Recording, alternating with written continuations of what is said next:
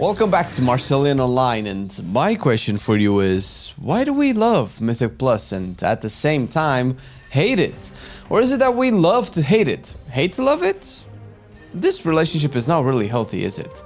Be that as it may, Mythic Plus has forever changed WoW ever since Legion, and it's not looking like it's going away. Not only that, it is the statistically most popular endgame content, and for good reason. But despite all of that, it has been the system that has received the most amount of criticism, or at least the loudest, while at the same time, people like us are still engaging with it. What is it about Mythic Plus that captures us so much? This video is made available by our Patreons who make our content possible to exist and be free for everyone. Just like our new player profile that does a lot of heavy lifting to make sure you can tackle the endgame content. If by the end of this video you like what you see and want to be a part of cooler things to come, consider checking patreon.com/Marcelian&Online, where you will also find a bunch of cool stuff that only Patreons have access to.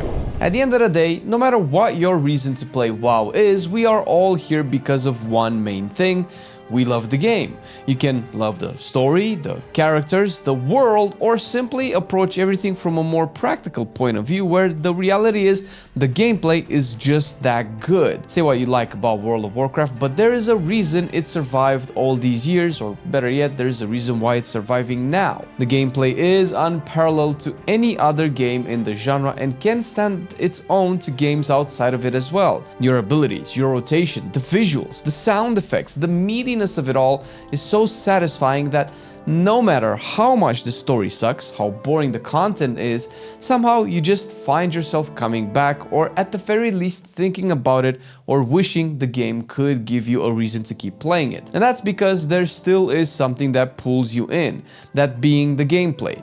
For better or worse, dungeons are currently the content that best exploits that gameplay and puts the player in the position of engaging with almost the entirety of it. Because of how dungeons are designed, you end up being your character more so than in any other type of content. In raids, you hardly ever use your crowd control utility, while PvP is so skill intensive that you can almost never really feel like you are embodying your class when needing to focus on people's offensives, counter crowd controls, mind games opponents, and so on. Don't get me wrong, none of these types of content are inherently bad or immersion breaking. They just don't live up to the same level as dungeons. Dungeons are at the core of a fantasy game.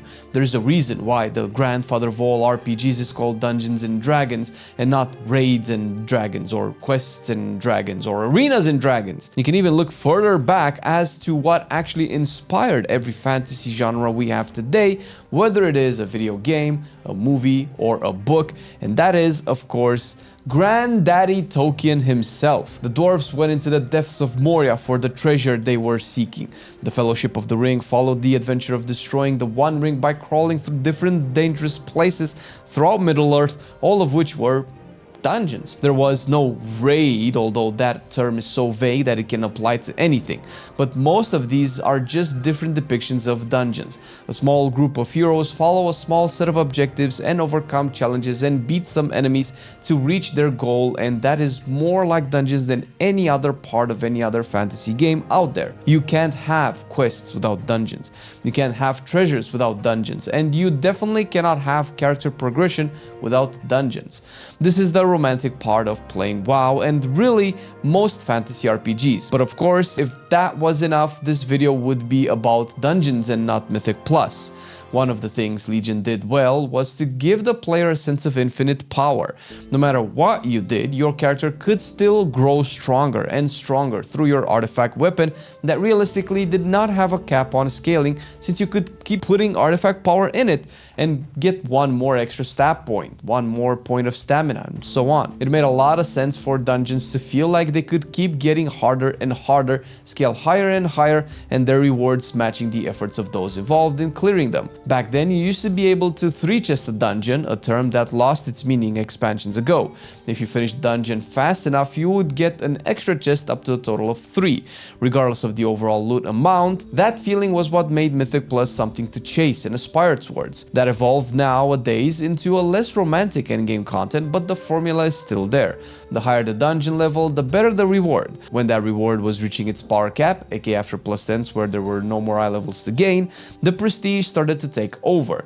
Granted, last patch, devs put out even more crests as a reward, so the power gain doesn't really stop at 10 anymore and keeps going further. Outside of the gameplay, that sense of if my fireball hits a bit harder, I can push a bit higher and my reward is a bit better, is a universal feeling for any gamer, especially an RPG gamer that is either conditioned or interested in player progression. All of this is made better with the replayability of these dungeons, which can say quite a bit about how the raids should be as well. WoW is fun to play and players would want to play more of it, but unfortunately, WoW is also a game that is gated or capped. You cannot raid infinitely per week, since bosses only drop loot for you once per week per difficulty, but Mythic Plus can be replayed as much as possible. The sense of endless adventure, gameplay, and no limits fulfills the power fantasy that World of Warcraft builds upon and essentially sells to the player. This can be easily accomplished with affixes and rewards to make sure the replayability factor is there, but if that was all it was about, M Plus would have died years ago. The fact that you can take your paladin, give it a better sword, a stronger plate armor,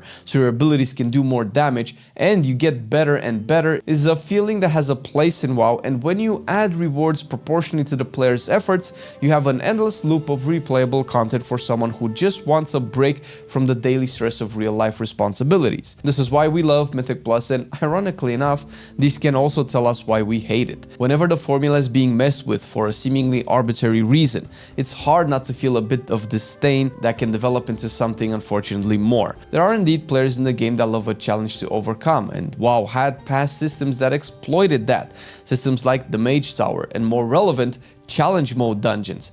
However, Mythic Plus doesn't seem to be the home for those challenges when it comes to the majority of the people engaging with it.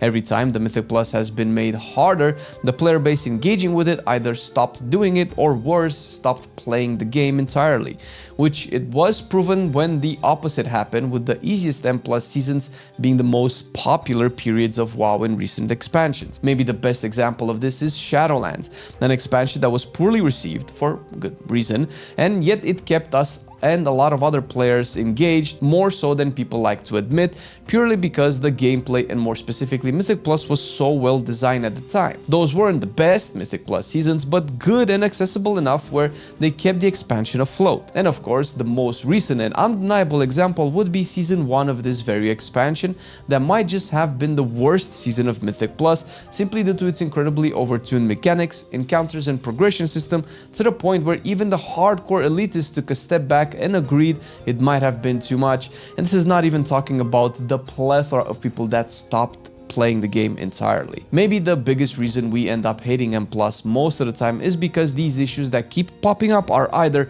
cyclical or disconnected, or worse, both. By cyclical, I am referring to the fact that an issue could have happened in the past, people pointed it out or at least refused to engage with it, the problem was fixed, and then it came back again as if the lesson wasn't learned. The issue of the difficulty of M Plus is definitely that, where in Season 1 of Dragonflight, M Plus was so overbearing that it was the last season to ever have a seasonal affix, since Thundering just added an overlapping layer of difficulty that just did not seem to match the dungeon design, forcing people to play in very awkward ways or risk dying and failing the key, an outcome so undesirable that it created enough backlash to push the affix out of the game by Season 2. The disconnected problems can sometimes be even more worrisome and feel, as their namesake would suggest, unwelcome, unwanted, or asked for. Such things were the removal of uncapped AoE back expansions ago that created situations where outlaw rogues simply cannot fight more than 8 targets at once. Fury warriors are stuck fighting 5, with other specs sharing similarly weird situations. Not everyone that plays WoW is vocal about what they like and dislike,